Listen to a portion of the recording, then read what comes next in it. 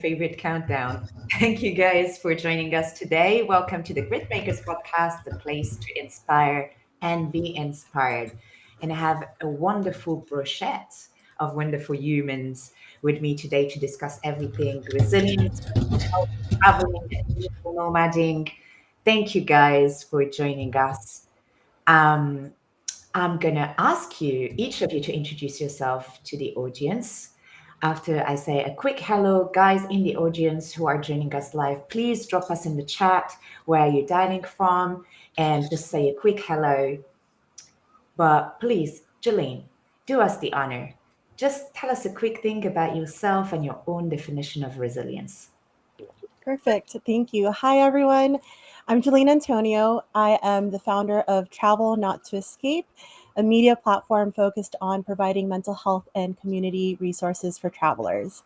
In my prior life, I was a neuroscience and healthcare professional in the corporate world. And after around a decade of solo travel and around 5 years now of digital nomading, I realized that while travel can be a really freeing thing, it also brings unique challenges like loneliness, burnout, and also the need to constantly adapt. So that's why I built Travel Not to Escape to bridge the gap between mental health and travel. So I host the podcast Travel Not to Escape, which Muna, you've been on. I also host talks about travel mental health across global stages, and I'm currently creating the Digital Nomad Therapist Directory and leading mental health support meetups. So for me, resilience is, I think there's a lot of rhetoric around just push through, just get through it. And that's the typical thing I hear about resilience. And I think for me, it's more about how can I stay grounded and connected and true to myself, no matter where I might be located. So thank you for having me. I'm excited to have this conversation with you all. Thank you so much for dialing in. And please tell us, where are you dialing in from? I'm currently in Manila, Philippines. Love that. Oh, it's definitely on my list. I think when I'm going to go back to Bangkok, I'm going to definitely go to Philippines as well. James, please tell us a little more about you and your own definition of resilience. First of all, Gillian, that's a fantastic introduction. I'm not sure if I can match that. Um, my name's James. I'm a graphic designer, creative consultant, and trainer. I've been working in the space for a long time. I'm a bit of a veteran of the space. Somebody once said to me, "You're the original digital nomad." I was definitely doing it long before that was a term. I've been on the road with technology for, yeah, probably 25 years, with an old Nokia plugged into an old Samsung laptop in the late 90s. So, although these days I would probably, if you're going to use this terminology, I'd probably describe myself more of a digital migrant. I don't really travel much anymore. I live in Morocco, although right now I'm in Cascais, just having a break in Portugal. But I'm Morocco Rabat based these days. Resilience. Oh my God. I don't know. I don't, to be honest with you, I'm finding it hard. I was thinking about it when I heard you ask the question. I was thinking, what am I going to say?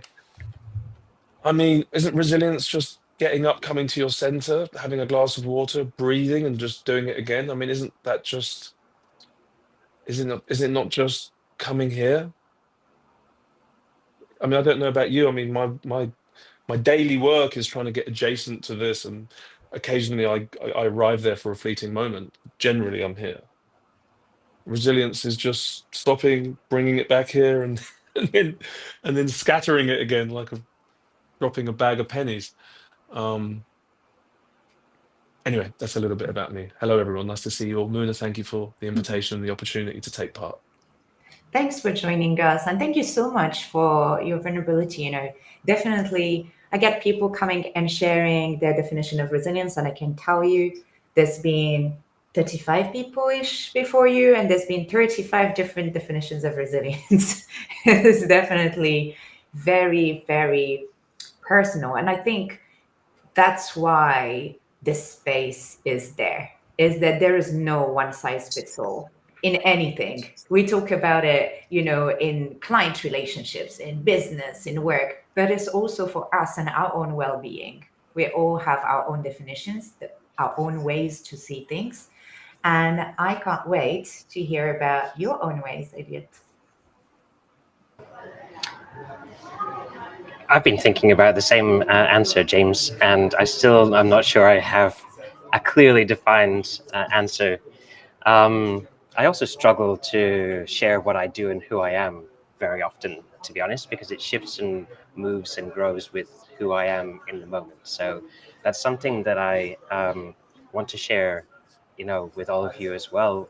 That very often we can be focused on an identity that we have and latch onto that. But I guess in this moment in time, I'm really focused on um, exploring the depths of technology and fusing that together with humans and making sure that they can understand how to be useful to society going forward in the face of technology taking over what they do. And so that comes in the shape and form of uh, human upgrades, is what I call it, upgrading humans. And so helping people to learn about the human skills that they need in the face of technology taking over what they do. So emotional intelligence, creative thinking, storytelling, the human stuff that we believe that AI can't do, but I think we are rapidly understanding that it can do a lot of it. So the world and what we know to be human is shifting. And so I'm enjoying just fluidly exploring what that looks like from moment to moment. And then on the other side, I go into businesses and I help them optimize and systemize their processes, I guess, to remove humans in some shape and form. So I like to play and dance on both sides of humans and technology and exploring what that looks like. For me, I've, I guess, lived a digital nomad life for the last 8 years, but didn't know it at the time because I was struggling to, I created my company and I thought, okay, I'm going to base myself in London. I'm from London originally, but grew up in Scotland. And it's not until probably the last 5 years that I actually realized I was a quote unquote digital nomad with the ability to live, work, and play wherever I wish, where there's an internet connection. And so now I base myself in Bangkok, Thailand. I've been here for 4 years. And I've gone through many different definitions of what I believe is being resilient in my space. And so, yeah, in this moment in time, I would say being resilient is the ability to, for me, really understand how to flow between the moments where I am questioning myself and then also the moments where I'm really enjoying myself, my life, and who I'm interacting with from moment to moment. So to be able to bounce between those spaces and places is what I call resilience, I would say. Lovely to be with you all, and thank you for having me. Thank you so much. Thanks for joining us. And I love the fact that each of you has mentioned like different things around traveling, not being aware that this was a thing. And we noticed really almost like this underlying like trend, like digital nomading being a trend as opposed to almost the necessity of it for certain people to explore the world or themselves. There's something, Julene, that you mentioned. You have your podcast, all your projects are very much linked around this relationship between travel and mental health. And when we met, we definitely discussed this notion of escaping, like uh, we say it doesn't solve everything, but I last time I cried on an island was definitely of joy. Like, so what is that? How did you start noticing this difference between the exploration of yourself and the world versus that necessity to still face your mental health and your inner world, Jolene? Yeah, for me, I think travel initially it was that spark. I wanted to uh, just take a break and enjoy whatever site or city or beach, and it was a very light thing for me. But I think the boundary came when I was not looking forward to my regular life, the life that I had created, and every time I would travel, I would have this amazing experience and then come back to the life that I should enjoy, and was dreading it, every second of it, and couldn't wait to get on the next trip. And I didn't realize, because a lot of people think of that same way of living. They're like, oh yeah, you that's what you do. You work really hard and then you play hard, but just for the couple weeks that they allow you to. And I started to not love the two versions of myself that were showing up. And so since noticing that, like, I guess over a decade ago, I've been actively facing the parts of my life that I was dreading coming back to. And it was a lot of different parts. It was the job that I didn't like, or maybe the people that I was surrounding myself around, the location that I was living, the family, the friends, all of it. There's different tweaks that you can do to make that travel version of yourself more aligned, because there's a reason why you like that version so much.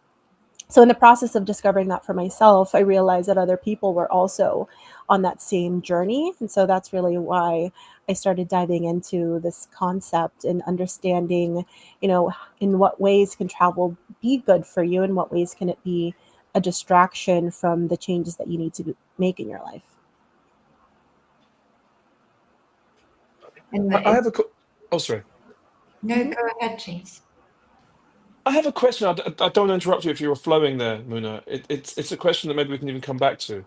But there's a little sort of semantic theme I want to throw out there. And I'm curious as to, what does travel mean and what does home mean to each of you?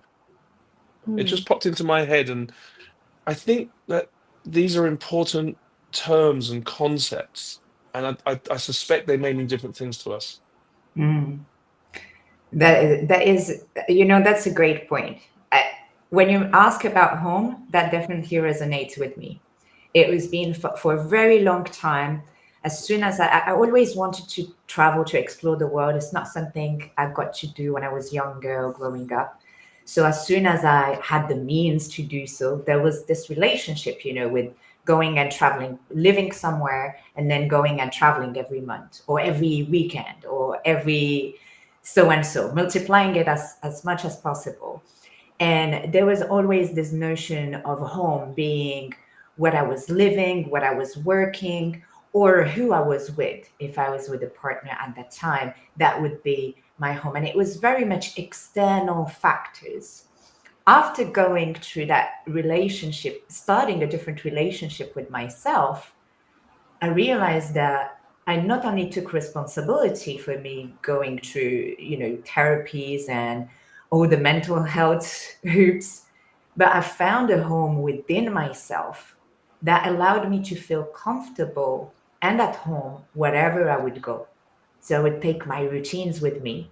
I would take my head and my mental state wherever I go, and I would not allow anything external affect that. But it makes it difficult when people are like, so where are you based now? And you're like, everywhere and nowhere at the same time. Doesn't mean I'm not feeling home. So is that something, because that was going to be a question to you, James. Like, we talked a lot about digital nomading, and I know this is a term you wanted to redefine, because this uh, changes in terminologies means also maybe a change internally between a moment where travel is a travel and then there's this change that happens with how you live it. What has it been for you, this experience of being a migrant as opposed to this digital nomading thing? Um, I guess one of the reasons I wanted to put that question out there was, yeah. I mean, this kind of this sort of leans into the mental health stuff, and Jeline, I'm sure this would sort of trigger some of the work that you do. Like, I kind of fit the profile of a traveler to certain people. I have lived in multiple countries, worked in multiple countries. I'm from England. I'm from London. Um, lived in Spain, the States, Australia, Morocco, Thailand. Um, yeah, and on the road, you meet people. And what I discovered just from having just done this so much is that, and this is extremely reductive, but I think I fall into a smaller category. Let's just sketch it out. If I'm at a hostel and there's 20 people, in my experience, 18 of them are people who have homes who are traveling. And then you get a couple of people who are looking for home. And I think I fall into that. I know I fall into that camp. I'm actually a very reluctant traveler. I don't travel, and this is I've observed over the years that I'm a little bit. My relationship with travel is often misunderstood by those people who have lived more traditional lives. There's this idea that I'm like off seeing the world and doing all of this. It's true. I mean, it's I do. I think we'll all agree there's no greater education than breathing the air of people who have different frames of reference. It's the most important thing I've done in shaping who I am and how I am in the world, and I'm hugely grateful for it. But the truth is, my traveling and movement through this physical space has been seeking home. And I'm wondering, does that answer your question? And B, does that resonate with any of you guys? Or is there a home that you're all going back to? And this is a gathering of data before you go back to your nest or something. And maybe this, not just us, I mean, broader audience. I'm wondering, yeah. Yeah, I'd be very curious to hear, Elliot, your thoughts about this notion of home. I feel that for a long time I've had a perception that home is where I was born, where I've grown up, and then the definition of travel is anything that is outside of those bounds and boundaries. And so that was my perception of movement in life for a long time. And I guess that comes back to my childhood because I was born in London, and then at 6 months old, my mum moved, and we have lived all over the place around Scotland. And so I'm very used to um, home moving frequently, travel being something of moving between those homes, and the definition of what I feel becoming home, and then having that completely shifted and removed from my life happening. So that was my frame of reference previously, but these days I've come to understand that home can be very much a way of understanding yourself and tuning into how you feel with those routines, rituals, like you mentioned, Luna, and the ability for me to just enjoy having a sanctuary in physical spaces and places. And so wherever I am, I know that there are certain things that I need as foundations of life that allow me to thrive. And so I'm standing at a floor to ceiling window at the moment with a standing desk that is attached to the glass. I can actually show you. Here we go. And so I absolutely love natural light. If I'm in a Airbnb, hotel, whatever it might be, I need natural light. I need certain things in order for me to feel like I am at home. And once I have those, I can relax.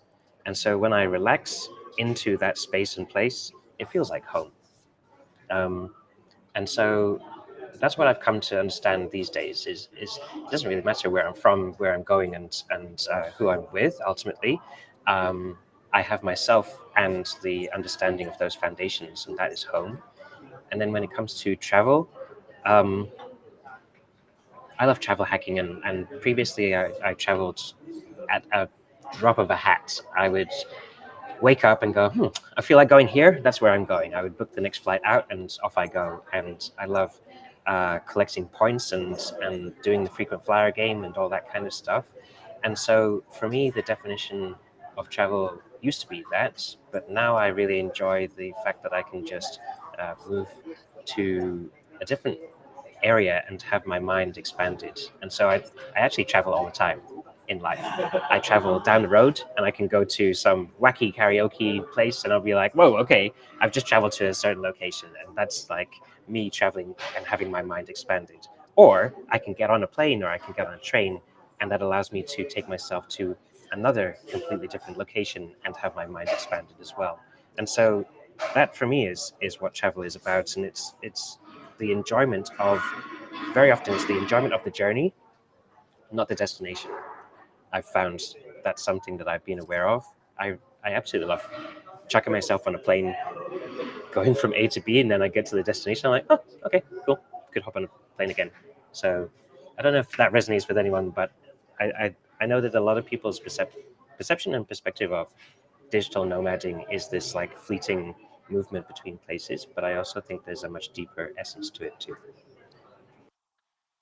Can I just poke that just for 1 second? There's one other detail Poke that I all you think like. might be a useful device in what I was trying to ascertain, Elliot. And if you, it just popped into my head. So, by the way, beautifully described. I'm curious. There is the capacity to make home wherever we are. That's beautiful, and we probably all have that to some degree, especially those of us who have lived these kinds of lives. But is there a home? And to just as a sort of a thought experiment, if were you to get sick, is there a bed in the world, in a location, that you would go and be sick in, or you would long for? Do you see what I'm trying? Is there? I mean, whilst making everywhere home is great, I think there maybe are tiers of home, and I'm wondering if there is like a, or maybe that is inside, which is admirable and magnificent. I certainly haven't achieved that. I've played with this idea for a long time. Actually, living in Bangkok, the 4 years that I lived here, 3 of the years I fucking hated it, to be quite honest. It was a place that I had no friends, I had no family, I had depth of loneliness, and at moments I got sick as well. And in those moments, I questioned and wondered why I'm even here. But did I have another location in my mind that I could actually go to and would be cared for and feel like I belong? No, I had myself. And so we're speaking about resilience as well. And for me, the real power within to trust yourself and know that you're going to be okay and life will be okay as well is also the definition of resilience to me. And so there isn't a space and a place that I long for anymore. I've done a lot of internal work to understand who I am, how I show up, and um, be comfortable with the moments that are seriously challenging me, and know that I have every tool within me that allows me to uh, exist and also thrive. These days, I do call Bangkok home, and I absolutely love it. And what shifted was both the relationship that I have with myself, facing truths and realities, and also finding some incredible people that I now call friends, including Muna. I created a community called Intentional Humans because I couldn't find people with depth here. That's a controversial perspective in some essences, but I knew that there was more to life, and I wanted to draw those kind of people into my world. So I created the space and place that I knew would be magical for them. And with that, I was able to meet some incredibly beautiful people who have become friends, but then also I've transferred that magic to expand the circles that I have. And so I have a wonderful life here with friends that I can now call upon and say, I'm sick. And they actually do come and say, how can I help?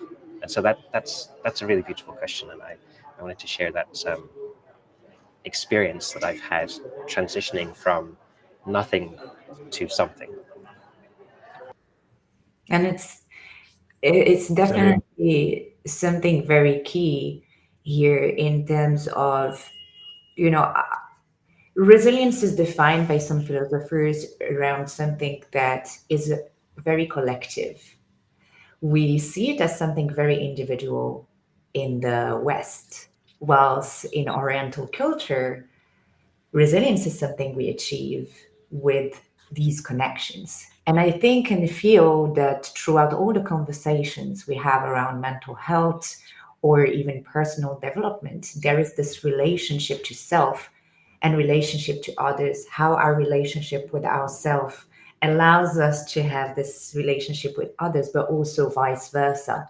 And we talk about the support of community, the importance of who you bring into your life, etc., etc. Now, I know a couple of you have a community, and thanks for sharing that, Elliot. That moment where you realize, I think that it cannot keep on going because you had to hit that rock bottom of being like, I'm very lonely here.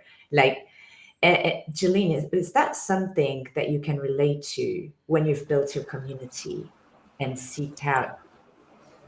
Yeah, yeah, definitely. And for me, in that question of what is travel, what is home, I think both are mindsets.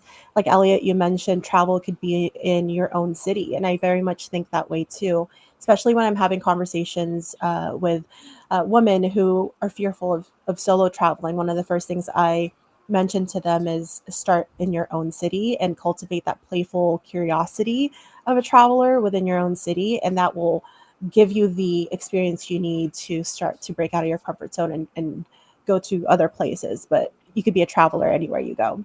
And same thing, you could be at home as long as you have that sense in yourself. And even to attract a community, I realized this early on in my digital nomad journey when I started off in the US. And I had great connections when I was living in California and Chicago, but when I started becoming a nomad in the US, it was actually quite difficult. And one of the things I realized though was there was a lot of work that I needed to do with understanding like how I was showing up and the energy that I was coming in with.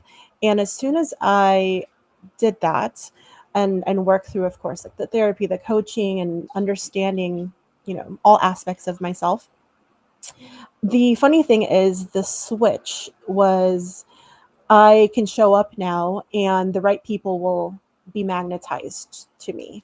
And it's not as much work or effort as it was in the beginning, where I thought I needed to be something or act a certain way or show up in a specific way to find my people. I realized that I just needed to be wholly me in order to then connect with the people that are going to connect with me because they're attracted to what energy I'm bringing. Like I could say absolutely nothing, walk into a meetup of 100 people, and I will leave there with the connections that I was meant to leave with, which has been such a beautiful, beautiful discovery, and like working with yourself instead of against yourself. Um, so yeah, as I've been building this community, I think that's one of the things that I've had to really focus on is continuing to stay true to me. So that means, what is home to me? For me, I am actually an introvert. So as much as I love connecting with people everywhere, I need the time to myself to reset, ground. I actually know like what specifically my energy feels like, and when it feels really heavy, and I need to take some time away and recharge in the ways that I've identified I need to recharge. And then by doing that, I'm able to again show up in the way that allows me to connect with others fully and wholly, and also connect with the city that I'm in fully and wholly. But yeah, for both the home travel and really understanding like how to build your community, I think it really does start with you. And this component, right? This it starts with us, it ends with us. Is that the name of a book or a movie? Uh, it's something that I want to put out there a little more. This relationship with ourselves, when you're on the move, when you're in that moment where you are alone and you cannot relate to anybody else, or you feel like you're not fitting in, before deciding to be fully your weird self, and so be it, Because that's what attracts, you're saying like you just be yourself, your authentic self, and you accept it and claim it loudly.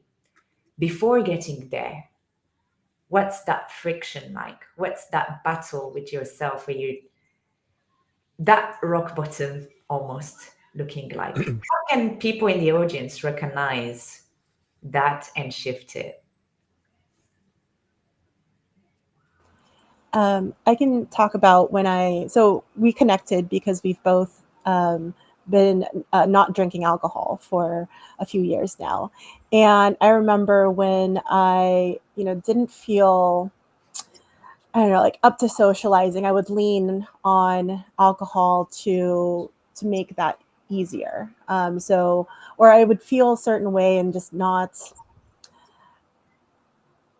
like, I feel like instead of continuing with whatever events or conversation that I had and just using alcohol as a reliance, now I'm able to take a step back and ask, like, why is it that I don't feel comfortable, and like, how do I want to feel, or is this the right space for me, or maybe I should just recharge and try again in a different type of scenario. Maybe this isn't the right environment for me. So I've become a lot more intuitive with how I'm feeling and removing some of the distractions, I think, that were in my way, not allowing me to understand like that the feelings I was having were actually legitimate and I should listen to them and ask myself more questions rather than let's just like blow it over, drink some alcohol and like push through. Is that something, James, have you had some moments like that where even whilst we are still on our journey, figuring things out, figuring out what a home might be, have you had these quite telling moments where you're like, oh, this doesn't feel like where I should be? And Geographically, spiritually, personally, in all internally, the ways possible. Exactly. It could be in a setting, in a every place. day, every day. How do you I set mean, that boundary with yourself? I don't. It's come to me through fatigue. Just aging and fatigue has been a bit of a gift in many ways. I've run from my discomfort my entire life. I don't know how much run I have left in me. I mean, in certain there are certain environments, certain therapy groups that call it doing a geographical. I love that term. Where's James? Oh, he's done a geographical again. He's living in New York, which I also think there's great value in it, but also, I guess it does depend on maybe what's driving that. Recently, like, okay, I'm gonna be really transparent. Okay, so I have a profound, deep mechanism that I get to a place that I find my internal world intolerable, my loneliness intolerable, my lack of community intolerable, and I go, I've got to get the fuck out of here. And it's a switch. And when that switch happens, what normally or traditionally used to happen is I would dismantle everything, which would usually be giving away things, selling things, and I would go, I've got to get there. And I would go there and I would go, okay, this is great. Someone once said to me that your soul travels by land. So when you arrive by plane, you are sort of, it does set you free for a bit, but then your soul catches up. So I would arrive and I would rebuild. And then upon sort of landing, I would feel this incredible sense of loss and real tragedy that I just dismantled something that was precious to me. I did that a lot and it hurt me. There's a lot wrapped up in that. There's actually weirdly fear of success wrapped up in that. So I have a system now. It's a coping mechanism. I haven't cracked it, but wherever I live, I have a storage unit. And when I get to that stage, I dismantle and I put everything into index boxes. I actually I have such a precise indexing system that I know where every single item down to a fork and a pair of socks are in my life at any time. And I live quite a full. I have I have a lot of nice things in my space, and I get down to a backpack, and then I sit with the backpack pretty much in an empty apartment, and after a couple of days it passes, and then I rebuild and I bring everything out, and it takes me a couple of days each side. It's kind of wild. I mean, my friends are like, "Phew, that's hard work, man." It's my little. It's part of who I am at the moment, and it's less disrupt. It's less disruptive. Um, I know running doesn't work for me anymore, and I don't want to expend that much energy in running. So I sort of trick myself a bit. Does that sort of answer? Was there some insight in there? I don't know. Yeah, you found your own way to force yourself to sit with yourself, basically, and that with that backpack in the empty apartment is instead of running away from it. I mean, sorry to. I mean, I would like to think that that's not the case. I mean, I appreciate it. I mean, I definitely am a bit better at sitting with myself, but no, it's basically I'm hitting the road. I'm doing exactly the same thing. It's just not disruptive. Disruptive. It is disruptive, actually. In fact, I think disruption is what I'm seeking. It's not destructive. Mhm. It's painful. I mean, it's almost like a sort of a childbirth sort of thing. It's painful. There's metamorphosis in there. I often think of metamorphosis. It's a pain. It'll be a week. It'll be a week, maybe 2 weeks of I'm sort of fucked when I'm going through this. And I come out and I sort of come out and I land again. Okay, and and then I'm drilling the holes to mount my television again. That's been down in a week ago it was there, and now it's back. You know, after having filled the holes. I mean, literally, I'm talking about drilling, like taking things off, filling holes, sanding them, painting them, and then drilling them. Interestingly, a side effect of this is my home space is beautiful because when I put things back, I go, actually, it was always a little bit close to the window. Let me put it there. So this sort of metamorphosis, it creates a sort of a refining because, I mean, I don't know about you. I mean, I have an art degree. Creativity and artistry and art and process is very much in my work, personal, professional life. But I think the greatest work of art the work of art in our life is our life.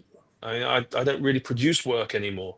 I just play with this experience of self and space, and that to me is really my artistry, and it's for me, and it's if anybody wants to pay attention to it, they may find it interesting or may not. But so I quite enjoy this process in a sort of slightly tortured way. Hmm. And you mentioned. Can I just jump in and um, explore something with you, James? Perhaps when you share the way that you have been running from yourself and you've been um, tearing your world down, then rebuilding it, I resonate deeply with it. I would say the last, I would say the first 6 years of being a digital nomad, or at least living a life as a free human, I would say, after corporate life, um, was very much me running away from myself. And I used travel in order to do that. And so that's why I would jump on a plane at the moment's notice. I would wake up and I would think, well, another one of my homes spiritually is Vietnam. Right, I'll just go there. And then I would go there and I'd be like, okay, so this is nice, but what the fuck am I doing here? And so that didn't ever solve the issue, right?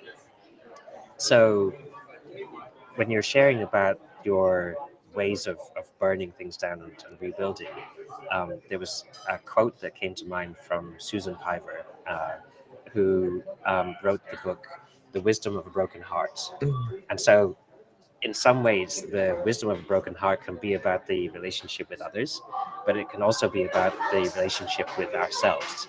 And I resonated deeply when she said the act of unpacking, tagging, categorizing, and trying to explore the problems and challenges of your life can actually be an act of aggression. Mm. And when she shared that, and when I read that, it really resonated in my last 10 years, I would say, of me. No. Most of my life, actually, that's bullshit. Most of my life, I've been doing exactly that. And it's just been an act of aggression from moment to moment, trying to become this expansive person, this conscious person, this person that I believed I needed to be. And doing all of these different things, whether it's travel, whether it's trying to build a career, whether it's trying to introspect and look at myself, was actually an act of aggression. And so I've really enjoyed not doing that and just flowing and being myself, showing up as myself, eccentric, creative, whoever I am, from moment to moment these days. And it's just incredibly freeing. So I wanted to share that and see if that resonates with you in any kind of shape and form, because I feel a connection there with how you've approached life and how you do approach life. Well, I'm very curious about that book. I must make a note of that. Maybe you can drop me a line later on and remind me of that. That sounded beautiful. Yeah, yeah, it's interesting. I don't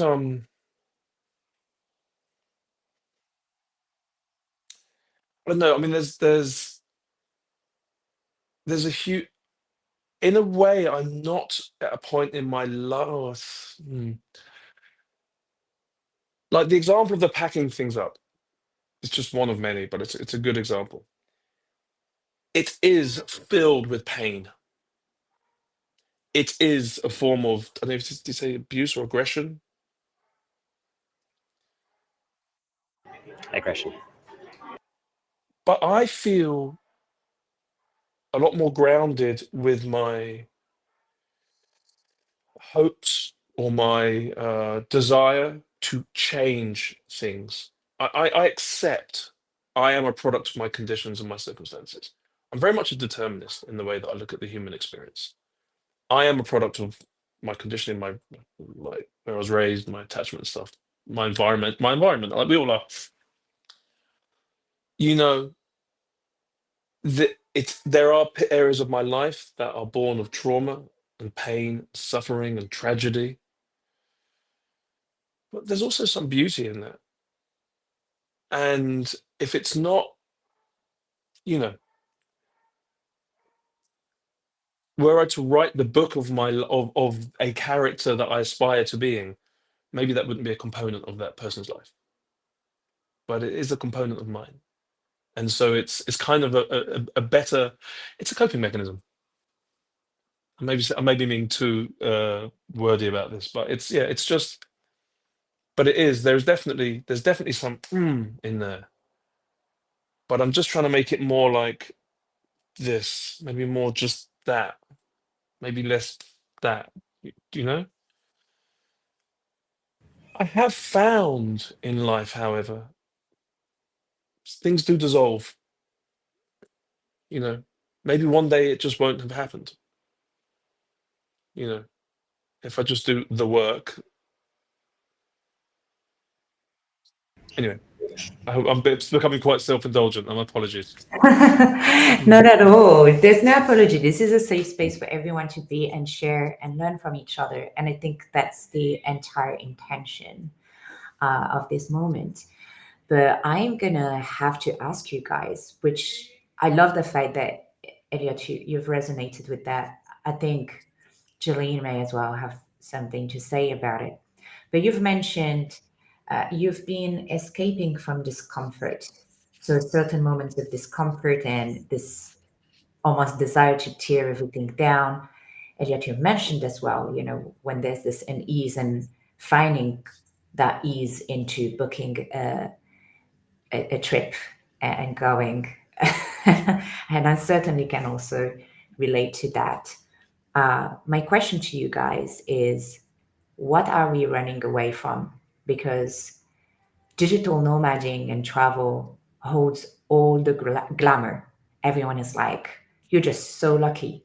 Oh, if I didn't have the children, I wish I could just be somewhere else, like in a week, and just have that freedom. So, what's perceived as freedom or geographical freedom per se, it holds something behind it. Can you tell me more about that? What are we running away from?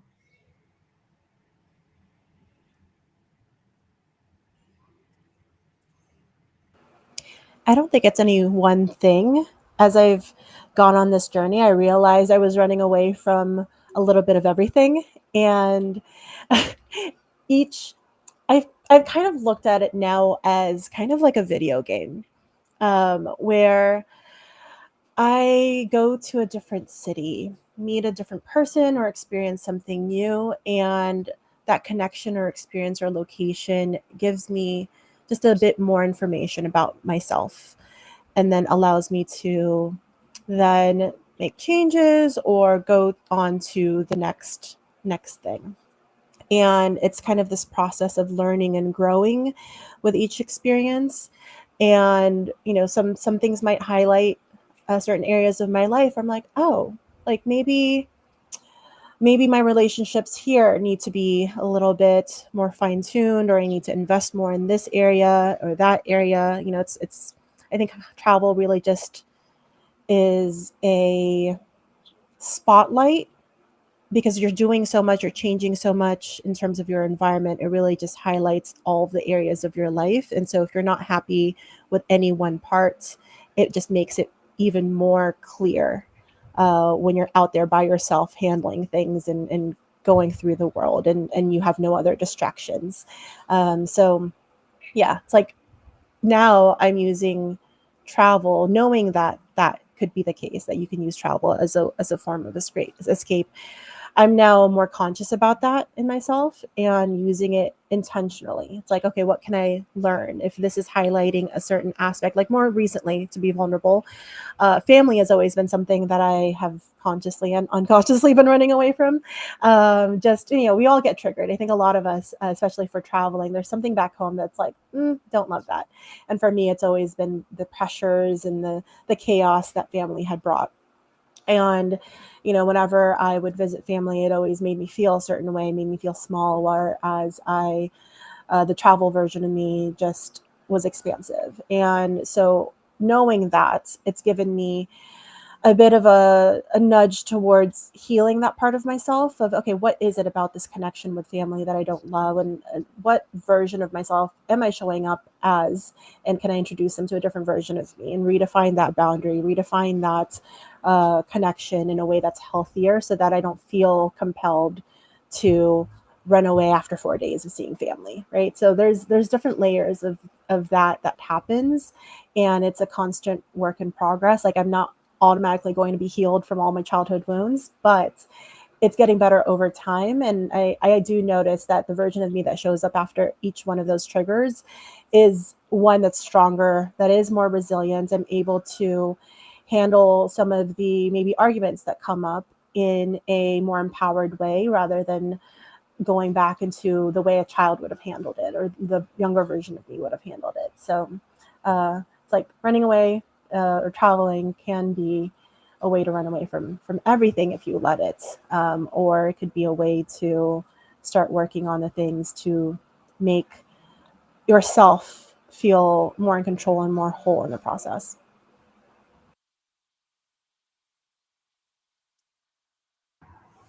How about you guys? Any more insights on what you're running away from and how you can turn I them? mean, I do want to put a thing in here, a factor in here, which I don't think gets mentioned enough, which is sort of, I don't know whether the term could be economic migrants. I mean, I can't afford to live in England. Do I want to live in England? Not sure. I think not. I think I don't. I do check in with the idea of it. I certainly don't want to live in England as a poor person. But I actually, just give this a moment's thought. I can't afford to go home. Mm. Now, as it turns out, I don't want to. But that's pretty fucking heavy, man. I mean, it's pretty wild that like an adult human can't, I speak to people in other countries and they're, why can't you, you know, I mean, people in Morocco think that I have land, because they think, oh, but what, your father will die and you'll have your land. And I'm like, no, no land. Um, so, whilst a lot of it is running away from myself, I mean, I've got friends who are my age who are really struggling to find home in the world. Can't afford. I mean, it's a big factor. How do you afford to? It's $5,000 a month to rent an apartment in London. Mm. How can most? How it's nuts. So just want to put that in there. It's all the ethereal things are important, and the emotional and spiritual and so on. The community, of course, but it's complicated, man. That stuff. Mhm. There's the there's the running away from part, but there's also the running towards something better, uh, and seeing that what, for example, can allow you to live for 3 months in London can help you live for 2 years in Asia. So why not? What would you want to be sitting there miserable, looking at the rain out of the window, or would you want to be working remotely from a beautiful apartment in front of the beach for 100 times less money? I mean, I will say that living in places like Morocco and Thailand re-established a sense of dignity in my life, which I really, I use that word a lot when describing my experience. I just, and I'm also aware that I'm looking at this through my limited frame of reference because I'm coming in as a higher earner into, I'm not an economist, so I maybe can't describe this as well as I would like, but in a way, I'm doing the same thing that's been done to me. I can't afford to live in London because people are pushing people like me out, and I'm doing the same. So I'm aware it's a bigger picture than just my own personal experience. But Jesus Christ, thank you for that bit of dignity. Really, I'm eternally grateful for being able to feel like I'm a person who can work, pay his rent, eat his food, sleep.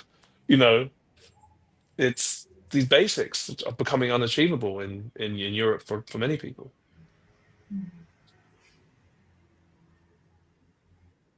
I think there's a bigger macro experience happening with the shift from west to east because of this very reason. Um, and it doesn't go missed on me either that I am exceptionally privileged to be here in Thailand, in Bangkok.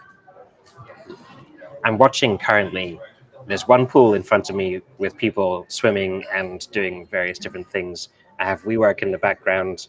I have another pool right here. There's another pool over there.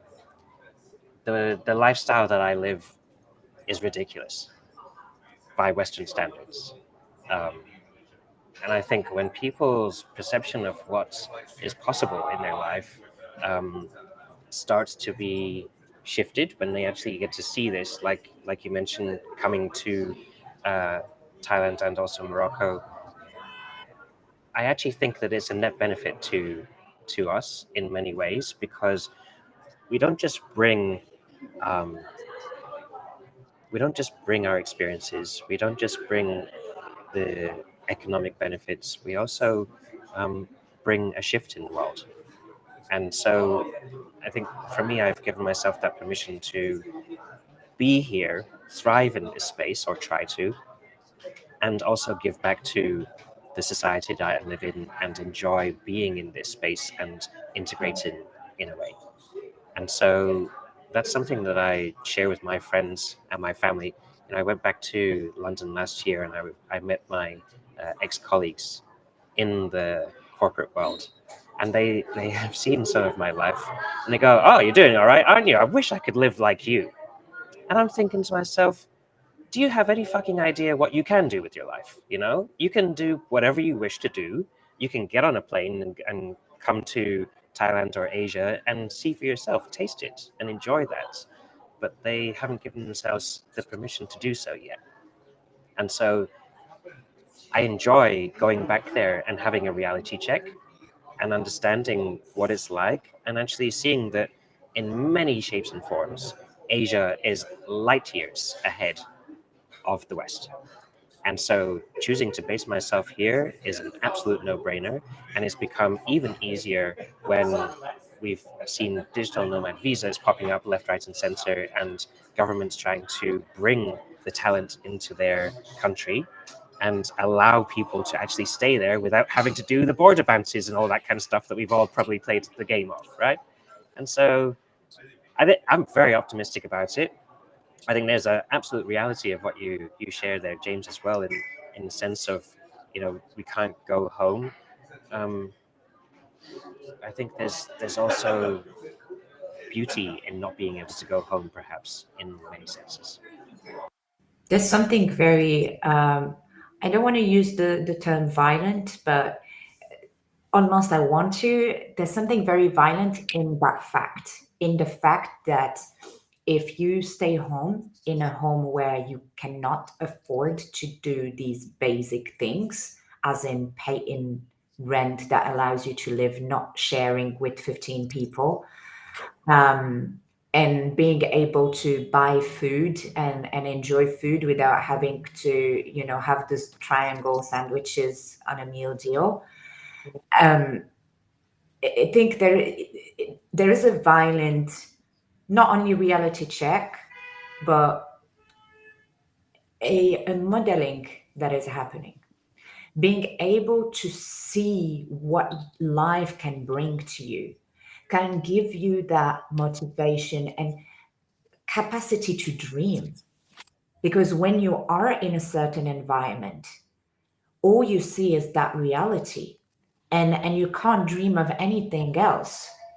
When you are given the opportunity to experience something different, experience that it is possible, that you don't have to live all your life sharing homes with people, that you don't have to be in that specific struggle, that of course life can be about a give and take. But I think naturally, when you are shown that there is this possibility to have an environment that is kinder to you, whether it's the relationships that you have, whether it's the material possession, whether it's the meteorological situation. Once you see and experiment what is possible, your brain and your body will help you do everything possible to either maintain that or go for it or go after it. And there is really this pull. There is this escapism that we talked about. But there is this maybe giving ourselves permission to dream of something better or something different. So, what's your dream for the world now? What would you dream for our audience to be able to see or experiment?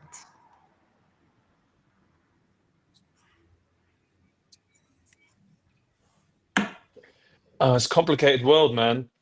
It's a complicated world.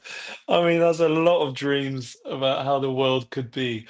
Um, are you asking particularly in sort of reference to the context of this session? As in, Yeah, I think it's really, I'm asking this is what I would wish for someone to experience so they can get out of a situation that might be limiting for them or okay. feel limiting for them. If I could just sort of, it might be a little bit of a segue because it touches on the previous point and also touches on this point. I've been a little bit sort of maybe heavy about some of the challenges, but I do want to take a moment to really celebrate what I consider to be just a magical gift, a real privilege, that for some reason I do have that muscle that you could put me anywhere in the world and I just can do it.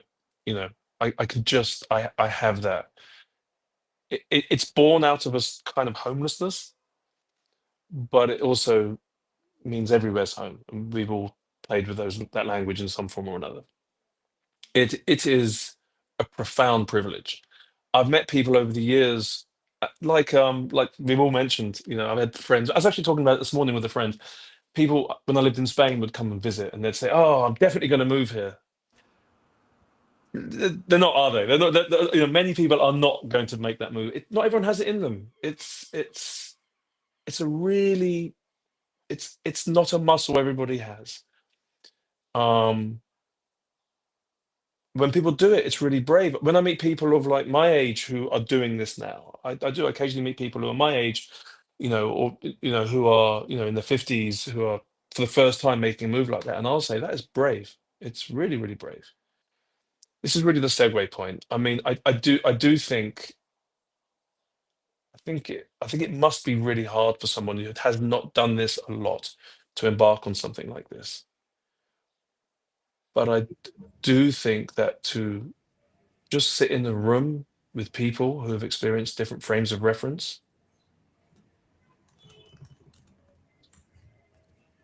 is the most important thing that we can do as a species. Mm. It's almost our responsibility to do it, actually. It's almost the thing that could actually save us as a species. Mm.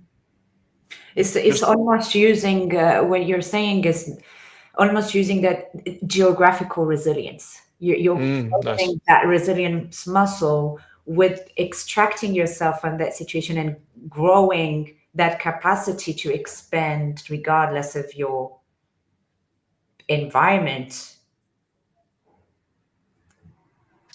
I mean, there's almost more of a sort of a psychological, philosophical, sociological sort of thing in this, in that human beings are absurd and we operate our sense of reality is completely built out of engineered and structured through our very limited frame of reference that every single one of us has. We don't live in reality. We live in a perception of reality, which is built out of this little sort of, you know, finite number of building blocks. And the guy over here has a different finite number of building blocks. And together we can sort of get closer to a sense of, you know, reality adjacent. um, yeah, I don't know if I've taken us off topic here. I'm sorry if I have. Um, it's just the most important thing I think we can do is to go and breathe the air and taste the tea with our neighbors and say, what's your absurdity? What's my absurdity? And I feel that's very privileged. Yeah. yeah, that's something that Jelena mentioned, you know, when you were talking about experimenting the world in order to get to know yourself better. Is that also something that you would wish for others? Have you seen someone around you that you'd wish for them to have that expansion? Yeah. So for me, I think this, and I missed a lot of what James you said because my audio cut out and had to go back in. So apologies if I'm repeating anything. But just to go back into how I was raised. So my mom actually traveled to escape the Philippines. So initially, it was an escape from a really abusive relationship with my father and poverty. And I grew up in poverty, even growing up in the US. So travel wasn't really a thing. So when we talk about privilege, like it was a privilege for my mom to get the opportunity to come to the US, albeit illegally, and then get her paperwork situated to be able to take me and my siblings to the US with her. So I don't take my passport privilege for granted. And even as I have been in Asia over the last 2 years now, I've been getting back in touch with my roots. That's one of the layers, as I mentioned, of like really facing aspects of your life like family. So being in the Philippines for me was very confronting because it confronted me with a lot of the things I was avoiding in terms of childhood traumas, but also as even when I was in my lowest point in terms of income and trying to figure out my new business, I was in the Philippines with a US passport, which meant that someone with the same age as me and probably the same experience and education wouldn't have the same opportunities to travel like I did, wouldn't have the same opportunities to find online remote work that I did. So even though I was maybe at my low was still someone else's high. And as I've been posting content and meeting a lot of people both locally and other nomads, I very much understand the privilege that I have with that passport, but also I think that it shouldn't be something that limits you. There are ways that you can create a life for yourself, albeit hard, albeit a lot of work and putting yourself out there, but it's possible. And you just have to really see that in yourself. I mean, going back to my mom, like, was it possible to get out of poverty and take the rest of her children and get the passport that she did? Anyone else would have thought that, death was probably where we were heading at that point. But the fact that she could do what she did showed me what was possible. And so I think that's a big part of what I like to do with what I share is helping people understand that you might be in the worst situation and you can't see that light, but if you want it, you can get there. And I think the first step really is knowing that it's possible for you, and then surrounding yourself with others that make that possibility a little less impossible. So I think that's really, like, for anyone listening out there, and we're talking about resilience and travel, it's, it could be a very difficult journey, but if you have this idea of what you want, this vision for your life, go for it, because you are the one that can make it happen.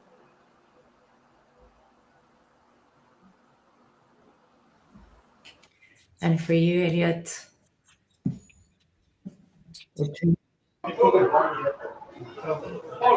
I've been trying to wrap my head around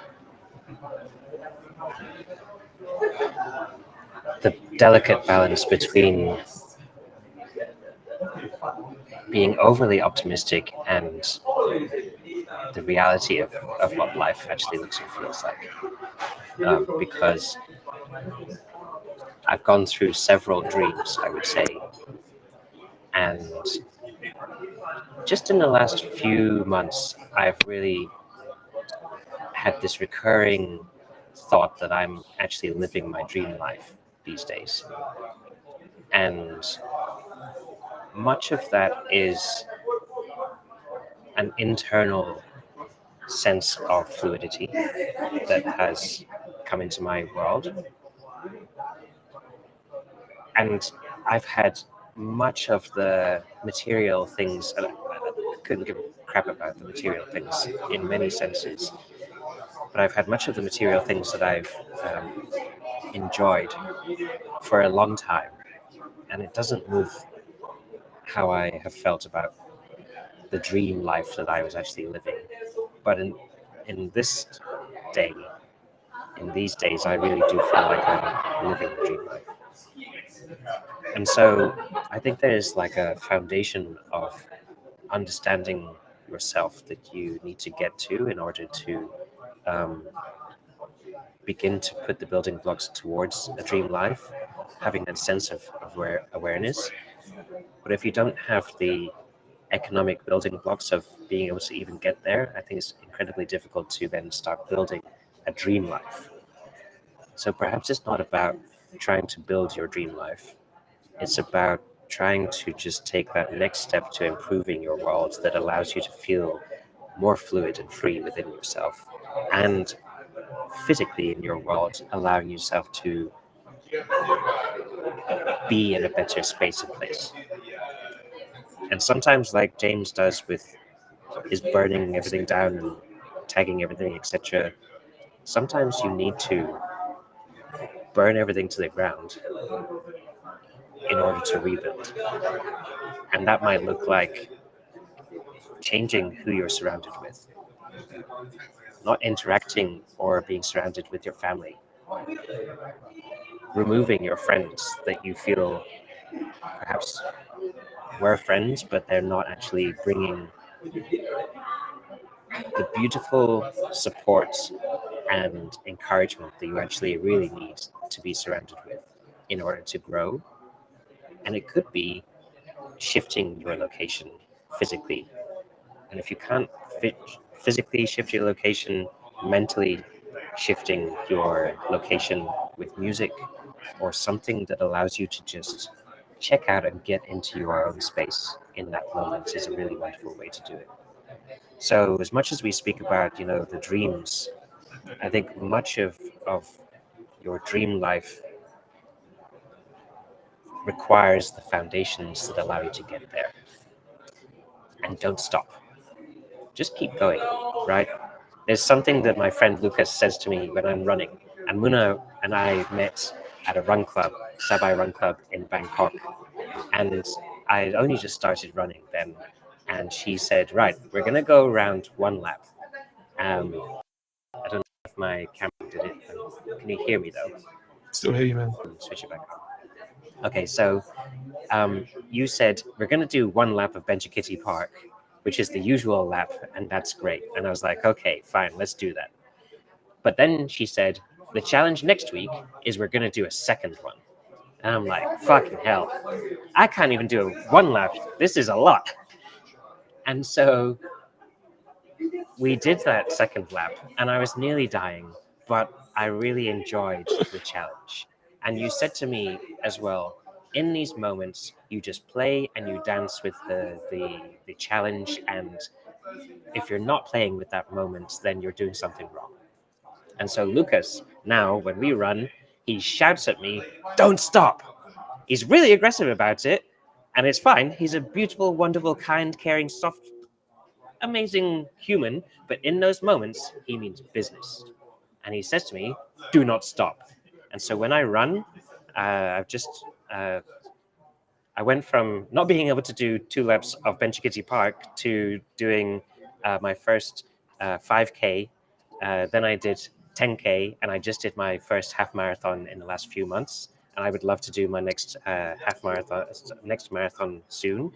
And I'm doing Hyrox training, which that didn't even interest me months ago, but this is an incredibly hard challenge bodily and mentally. And so coming back full circle to the message to the people out there, when you're putting those building blocks together and you're creating your world that either feels like a dream world or is just the next step in front of you, do not stop. Keep going. That's it. Allow yourself to have that space.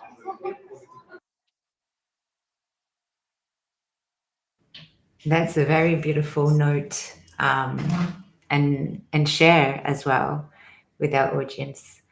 Thank you. Thanks all of you for showing up, being so vulnerable and honest as well with the reality of what traveling can mean to us, the backstage of it as well, and especially the backstage of it, the relationship and how we've navigated our mental health with that and around that. And also acknowledging a certain reality of things that happen, whether it's the socioeconomical reality, whether it's the need to cater for our basic needs. I think a lot of the resources out there, especially around entrepreneurial mindset and go-getter, is like go and build your dream. But if you don't even know what you're going to eat, it's going to be very hard to allow yourself to connect with yourself. So yeah, you can meditate without having food, but it's probably more likely better for you to go and fetch for that food first. One thing that I want to check by raise your hand if you ever felt in the verge of burnout or have gone through burnout. So the three, all hands are raised. So everyone here in this room as speakers have gone through burnout. And how is travel related with your own relationship with your burnout? Has have you burnt out traveling because of travel? Has burnout and has travel come in to ease the burnout, or is it something completely unrelated? I'd like to understand your correlation, the correlation with that for you. For me, Uh, travel was a way for me to get out of my corporate burnout and understand how to redesign my life in a way that didn't feel like I felt as a workaholic. And I realized also that the way that I was traveling was also another way to burn out. Like you kind of move your same habits across different areas of your life. Like if you don't have boundaries in one area of your life, you're probably not going to have boundaries in the other side parts of your life as well. It really mirrors. And so it has been a process of understanding, okay, how can this travel lifestyle serve me so that it is helping me move forward rather than just another way for me to burn out yet again. And so I noticed in my first year as a nomad that I was moving too fast, that I wasn't making the connections that I was wanting to make, and that I wasn't progressing in the way that I wanted to in my career or even in having a healthy routine or, stable connections. And so I had to reevaluate, like, how long did I want to do this lifestyle for? Is this permanent? Is this temporary? And if it is permanent, which is what I decided it would be, how can I do this more sustainably so that it serves me rather than takes away from me and it's something that I need to burn down yet again. And that's what happens, I think, with a lot. I've had this conversation a lot with other travelers is they burn out of travel and then go back into a settled life and realize that doesn't solve the issue. And then they go back into travel. Then they fall into this trap of or pattern of travel, settle, whatever that looks for them. And I didn't want that. So I said, okay, let me slow down my travels. For me, the most important part is community and connection, is what I realized. And in order to get the depth that I wanted in connections, I needed to stay a little bit longer and open myself up a little bit more. So I spent 3 to 6 months, 3 months minimum. I realized people don't really invest in you if you're anywhere less than 2 months. And at 6 months has been like a really good time to have those deeper connections. So I slow down my travels. I'm not as fleeting in my connections, and I really try to see people over and over again, have these deeper conversations, build community, connect with local communities, and help them with entrepreneurship or whatever interests we might have. I might host play events in person, for example, and really make the lifestyle something that I am, really wanting to create for myself rather than just go hopping from place to place. So that way, I don't burn out of this life that I really enjoy.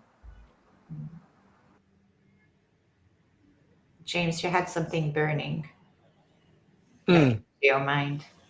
it slipped. It burnt out. It's gone burned to the ground. But something around this relationship with between burnout and traveling. Was it something that you run away from or So I remember now. Just and I think when I'm mirroring a bit what Jolene said, it's almost like I have different circuits in my little head, and boy, can I burn those circuits. And there are other circuits which are adjacent, which are unaffected. So, for example, I've had periods. I've recently actually had probably one of the biggest burnouts of my life professionally. Um, at that point, it was totally unrelated to my travel circuit. But someone said to me, "Hey, James, can you?" I'm exaggerating, but James, could you change the color of this? Can you change this piece of text on this website? And I changed the piece of text on the website, and I had to lie down for 4 hours. Just going near that, just activating that circuit for the smallest task is like, carrying a log up a hill. The circuit is fried. But I've also had that with travel, unrelated to work. and yeah, there are probably a bunch of other circuits as well. So I think there are, the way I picture it is there are these little kind of circuits in different parts of the head that need to be powered down for periods. And maybe a healthy mind is sort of, activating and, turning off different parts, different circuits at different times, distributing this energy effectively across all circuits. Yeah, we often see there's this preconceived idea that we burn out doing too much of the hard stuff, but actually it's how we recover from this hard stuff. Doing enough stuff we like to allow us to be able to do the hard stuff and enjoy it. And I think our body and our mind reminds us of, hey, you need to ground and take that recovery time and make it a little more prevalent. um, so what we witness, or at least in like burnout recovery, is that people escape the corporate burnout and go and burn out again, again, whether it's in well-being, because they try to do all the well-being stuff, routines that are working for them and not working for them all at the same time, instead of going into that sense of exploration, exploring yourself the same way you'd explore the world, or and that relationship with stuff in general kind of transcribe in our relationship with travel, with people, with community, with ourselves, with the workload. Was that something, Elliot, that you've had? Did you burn out whilst traveling? Was it with work?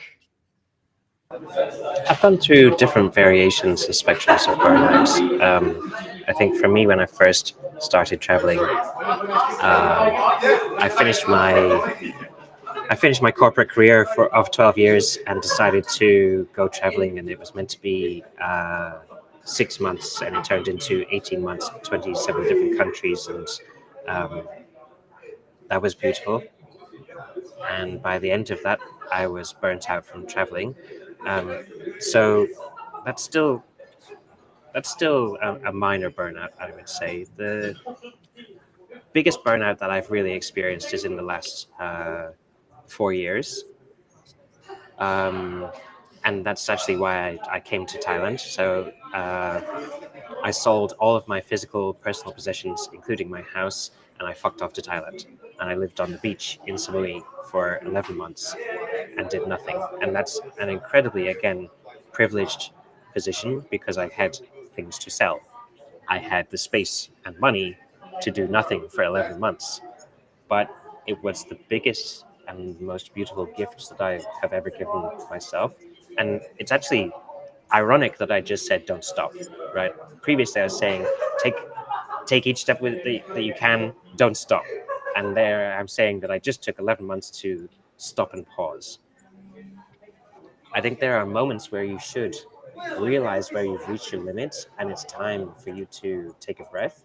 And I've been listening to a lot of Ram Dass lately, actually, and I really love the way that he puts it, in that you can only do so much work on yourself until you get spat out of the ocean. So he creates this analogy and metaphor of life being the ocean, and you are constantly in the froth and you are being bounced around the rocks, and you're trying to struggle for breath, and you're going around and around in that ocean until it gets to, and that's the work that you're doing, until it gets to a point where the ocean spits you out, puts you onto the sand, and you're sitting there wondering what the fuck just happened. And you might have to take a breath for a period of time. It might be a short period of time. It might be a longer period of time, but you know that you need to pause and take a breath before you can get back into the ocean and go again and do more work on yourself and explore life. And so I saw my burnout as the ocean spitting me out, putting me onto the sand, and it was the right moment to pause and just get myself back together. But I was an absolute vegetable. I would not be able to have this kind of conversation. I would not be able to interact with. I spoke to no friends and family for 1.5 years. I baked, I gardened, I fished, and tried to refocus on what brings me joy. And with that, I was able to then step into this next phase of who I am. And it's only in the last year, I would say year, that I've actually got my shit back together and I am fully present and here. So that was an experience that I'm thankful that I've had, but also it's something that I am now cautious of. Like, am I moving into burnout and in that space, or am I still in the balance of equilibrium? So it's something that I think other people should be aware of, that you can pause, even though I'm saying don't stop. Mm. Yeah, there's Sorry about the background noise of these riotous people behind me. no, but it's they need, maybe they need to stop and have a pause. Mm. But it's I could just turn around and shout at them, and they're my friends anyway, so it's not like they're random people. I guess there's a reason why there's, well, from UK numbers and stats, like 80% of people go to burnout. And I think we see that as a, oh my God, this is a tragedy. And there's a lot of shame and guilt that is carried during burnout, that realization of going through it as well. But I think when you come on the other side, you can turn back and feel grateful for having had that opportunity to get to know yourself a little better and grow more resilient, because you learn a ton of shit about you and others and life in the process. Um, I'm very grateful that you guys came on and shared a bit of your story. I want to ask you if you had a final piece of wisdom to share with us, James. Well, actually, I just want to respond for a moment to Elliot. Would that be okay? Yeah. Thank you. Yeah, I'm also listening to Ramdas again at the moment, and if any of you guys don't or haven't, or I mean, he's the big hitter because he's just hilarious. You know, I mean, he'd That's be a part of stand-up the reason comic why if I he enjoy it. wasn't. Oh, Yeah.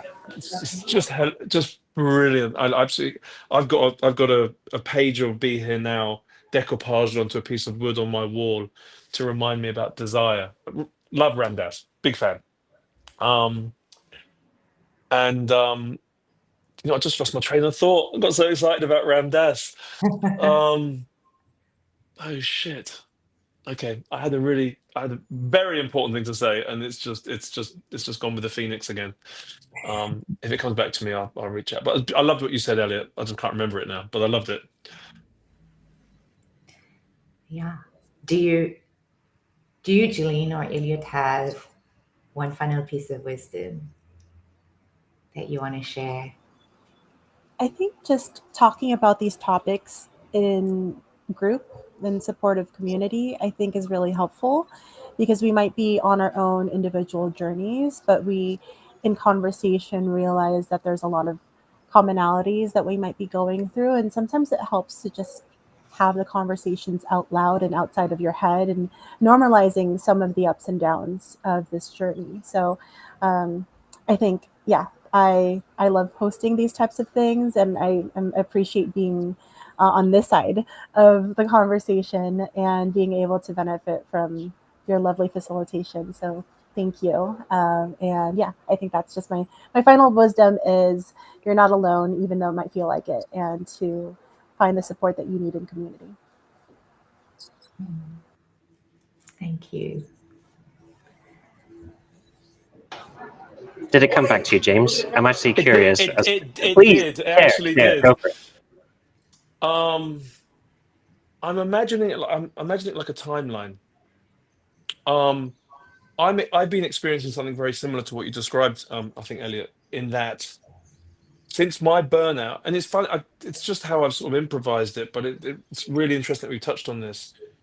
I've got into a way of being for the last maybe 4 or 5 months that I've learned that almost for my entire life, I thought that if I have a challenge there's a real timeline element to this. If I had a challenge, I would put my head into the challenge and then solve the challenge. Challenge, head, solve. And actually, at the moment, I'm really in this sort of frequency of like, do nothing, look away, let the sun go, let the earth go around the sun. You know, just let the sun, let the earth rotate on its axis. Um, days, days, days, and then oh, and then I move to it, and then I try and solve it in the day, and I go, oh no, no, no, no, let it go, and then again let the earth rotate on its axis. And I'm finding that there's this almost like this a different wavelength of resolution that I'm experiencing. It used to be in a day things would happen and I would seek resolution. My wavelength is spanning days at the moment. I don't know if this am I making any sense or sound like an insane person. Yeah. Um, it's it takes there are other things at work in our mind. Actually, my conscious mind is can't really be depended on for very much. I've got to let the other stuff do the work, but I've got to get out of the way to let it do the work. And in order to do that, I need to allow time to happen. And so I'm having this very strong sense at the moment of day, day, day. Oh, let it go. Day, day, day. Ah, and those little sort of nuggets, those little pieces of those little. I'm seeing them like little LEDs, like little bits of light. They sort of assemble a little. I'm being a bit abstract with my thinking here, but it really resonated with me what you said, Elliot, and I don't know whether this was mirroring at all, but yeah, that's it. That's my comment. I completely get it. I think I completely get it. Although Okay. no one can completely get anything in life, which is a sidebar. But I call them serendipity data points, and I collect Ooh, them meticulously. So as STPs. you, yeah, SDPs, if you want to put an STPs. acronym there. Mm. I don't go. Oh, that's an STP, but Ding. yeah, or an SOP. So how I approach that is I use Notion heavily, Mhm. and I have various different systems within my world that allows me to collect and thrive. And so it's not just a collection. So I want to clarify that it's not just me collecting information and I'm hoarding data and information, but it's allowing me to to be very aware and conscious of what is happening in my world is step one, and to externalize that from my mind in order to make sure that I have space within my world. And then from that, lately, I've been using AI to actually be my therapist. I've had some of the most beautiful therapy from AI compared to humans. And in one way, that is sad because of the shape of and situation of therapy these days. Like, I couldn't tell you where the fuck to go and find an incredible therapist. And I have tried for many, many years, right? Jeline, are you a therapist? I I'm know. building a therapist directory, Okay, so matching it with AI, actually. So yeah, there you hopefully I go. can solve your problem. I think it's a problem that needs to be solved. But I also think that there is a time and a place for AI to be the therapist. Because if I step into a therapy session and I have an hour to tell you all of my shit, and then you're like, thanks for coming, see you later, see you next week, it just doesn't work like that. I need to know that I have someone, something, support there in the moment, in the microsecond, that also has the context of my world. And so, coming back to why I collect these SDPs, James, is because I can upload my world into AI. It has context of some of my goings on, but it can give me really good advice on how to approach these challenges and situations. And so, when you're speaking about the timeline and spectrum of time expanding, I think it's a really important way of allowing yourself space to sit with those feelings, sit with the stories that you're telling yourself as well, and allow yourself to um, understand and move beyond that bit by bit. I call it like painting. You're sketching out a painting, and then you're also filling in the colors, and then you're also adding some texture, and you're continually doing that with life, is what I've discovered. And so my painting will never be finished. But what I am really enjoying is allowing myself to work on those elements where there needs to be a little shading here or a little texture there that is really allowing me to feel like I am living a beautiful world, beautiful life, and in a beautiful world. So I hope that that also shares that I really understood your tapestry of lights and your mesh of things that you're collecting, and I do that too. And it's actually a beautiful wisdom as well to leave people on, and to thank the audience as well for tuning in or watching us or hearing us later on.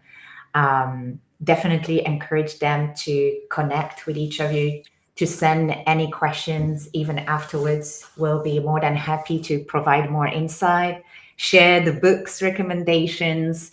I'll drop them all in the comments of the different channels. And very grateful tuning out here. Muna Laragat, your hosts from the Grit Makers. Very glad and happy to have Elliot, Jolene, and James joining us today. Thank you so much for your time. Appreciate you. Thank you so much to all of you. I've really, really enjoyed this conversation. We started off wondering what the space would actually look and feel like, and for me, it was a beautiful space. So thank you for making that the case.